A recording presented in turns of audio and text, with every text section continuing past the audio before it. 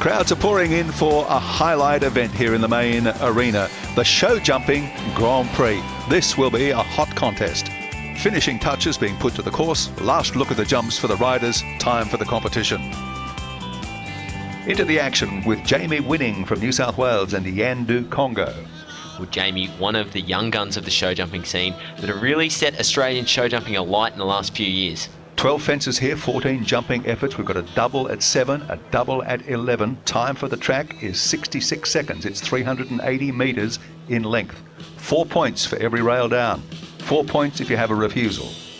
Now, it's a tough track too, Gary. Notice that it's a very small arena here. We've got a lot of jumps shoehorned into the arena, which makes it difficult to ride, difficult for the horses to get their eye on the fences. There's a lot going on. There's a big crowd in this stadium. So certainly it's not going to be an easy day of jumping. Yandu Congo, 8-year-old gelding, going well. Certainly clear to this point. Narrow oxy here. Crowd. Oh, gee, I knew she was going to cut that close. Splash goes the rail into the water. Watch that fence for the rest of the day too, because you've got the water under it and it's a blue rail. I think it could be a very influential fence. Coming into the last, just the 4 points. Clear over the last, Jamie Winning and Yandu Congo. 4 faults for the rail down at 10, okay for time. Here we have Adam Prime riding Saddle Up Darn Good. This horse has a bit of Clyde cross in it. You'll see that it's got a very big feet and the remains of some feathers on its legs. Adam's from Wandon North here in Victoria. Look at its back end go. This is a very good jumping horse. Saddle Up Darn Good. Certainly handling this indoor track with ease. Well, the Clydesdale influence is built like a battleship. It certainly is, and it could probably tow your car out of the mud if you needed it after the event. Hey, this is a good round. Very good round. I love the way this horse uses its back end.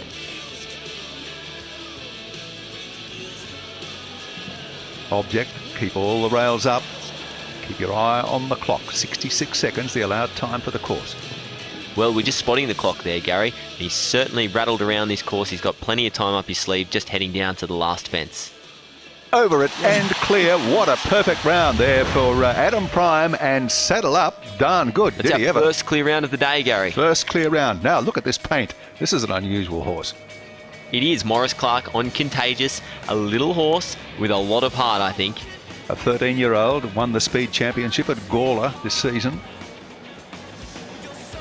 He looks to me like he'd be a very good horse in a speed class. Look at him go, little pocket rocket. He's got plenty of fire in his belly, but a good back end on him, and he gets up over those fences. Looks to be a bit rough and ready, but he certainly gets over them okay. Well, there's no points for style, Gary. At the end, it's all about clear rounds, and he's certainly putting in a good one here today. Clear round, but it's got to be within the allowed time as well. Well, that's the trick here, is that all this waiting off the corners that Morris is doing, he's just taking a few seconds away here and there. So he's going to have to be a bit careful with that. Rolled the top rail on 10, but it stayed up. Here's the double at 11. He's riding his luck so far. Can it hold to the last?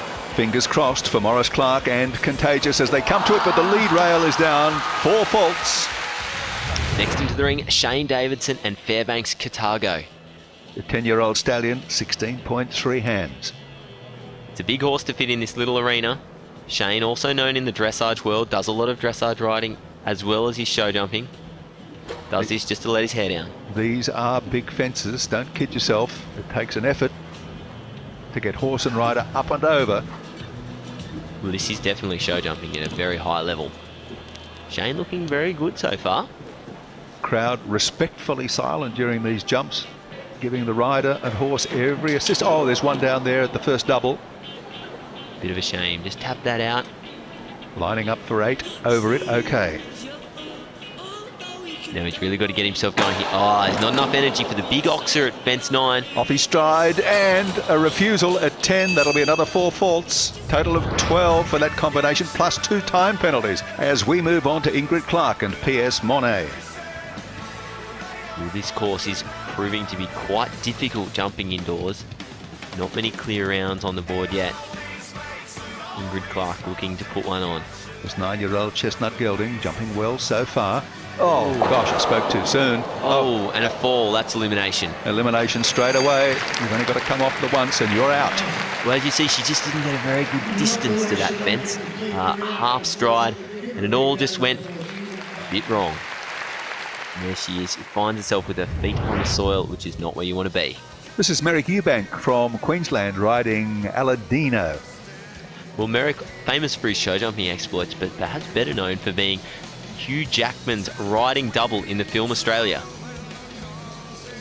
Been riding for 25 years, so he'd have plenty of experience to qualify for a job of that kind. Merrick has been around the show jumping traps for a long time. He knows his way around an indoor course. Jumping very well here today. Yep. Taking a conservative approach into the double, adding a stride there. Rail down at 7B, that's 4 faults. Can he put it all together? No, he can't. He can take it apart. Add another 4 faults at 8. Yard sail at fence 8. And hard to pick up, I know, but I think the rail came down at 10, so he's carrying 12 faults coming round to the finish. That's a disappointing round for Merrick Eubank and Aladino. That's so they don't put another one down here. But safely over the last but 12 faults. Disappointment for that combination. Here's the rail going down again at 7B. You can see he just really stretched for that back rail at the Oxer out of that combination. There goes 8, the candy stripe. In support of breast cancer, I believe, that pink fence.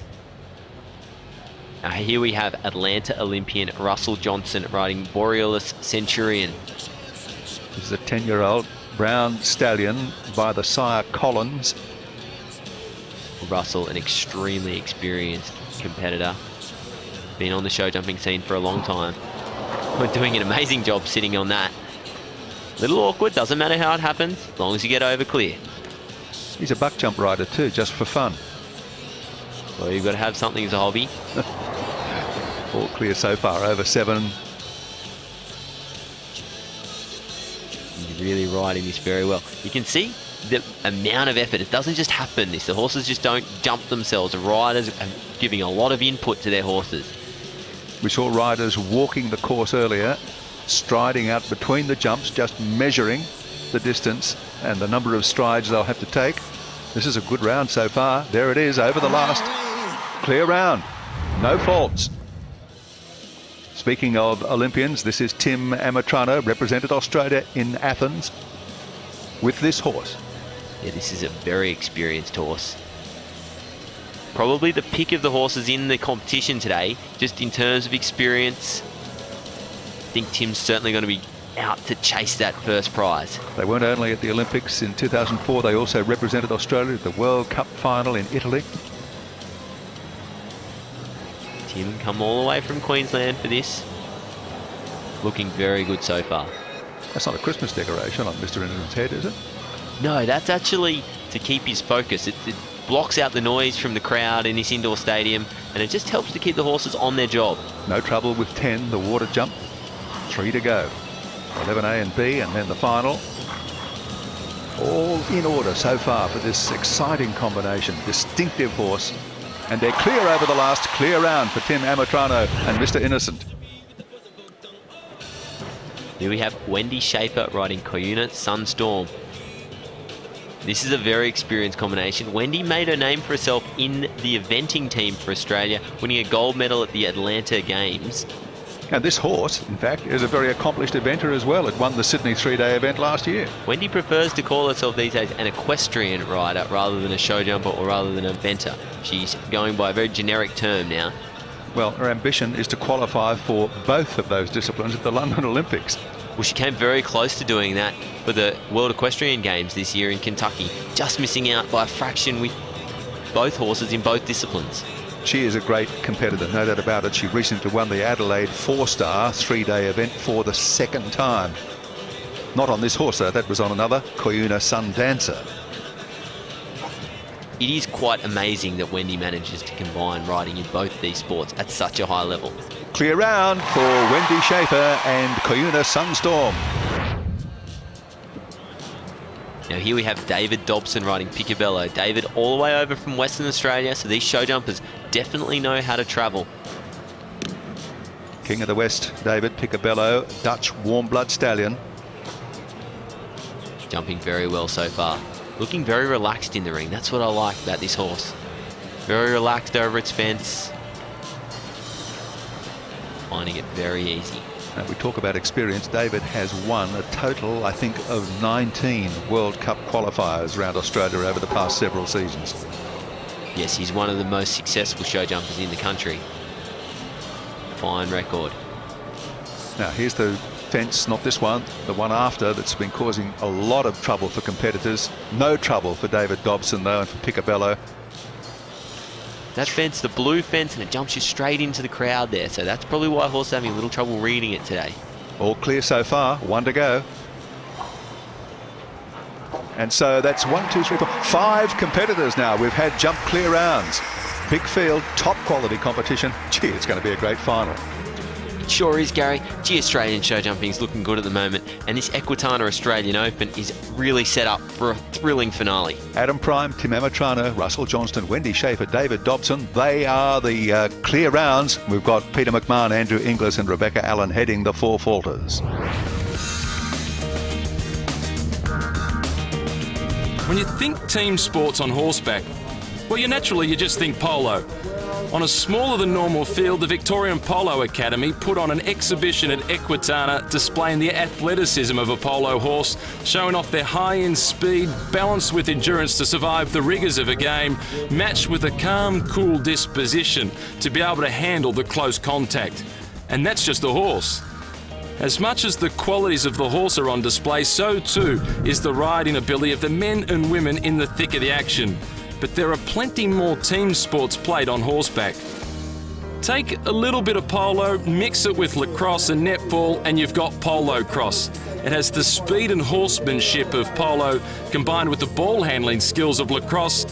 And given the field is divided into 3 sections with players in specific attack, centre and defence position, it uses many of the tactical elements of netball, but without the abrupt stopping. Got to protect the horses. You'll also be pleased to know that in the interest of the horse's safety, they use a soft sponge ball. Horseball is another team sport option that was only introduced into Australia 12 months ago, despite the fact that it originated in Argentina back in the early 1700s. The ball itself is a modified soccer ball with 6 handles on it, so players can pick it up once it hits the deck. There are 4 players on the field at a time for each team in a game of 2 10-minute halves, with the goal-scoring net being just 1 metre wide. A metre wide sounds big, but the goal can look very small when taking a shot on horseback. And just for good measure, if the sport wasn't hard enough already, there's a rugby-style line-out to get the game restarted after each goal. Mounted games is another team sport option. It was the brainchild of His Royal Highness Prince Philip, who wanted to create a competition for pony club riders who couldn't afford an expensive, well-bred pony. It's a series of fast relay races that tests a rider's athletic ability, riding skills and hand-eye coordination. And just like a relay race in athletics, the changeovers create plenty of nervous moments. Thanks to its honourable beginnings and values, Mounted Games is now growing from strength to strength and is played all over the world by riders of all ages and abilities. So if team sports are your thing, there's no shortage of options on horseback. After the break, it's the great outdoors and round 1 of the camp drafting competition.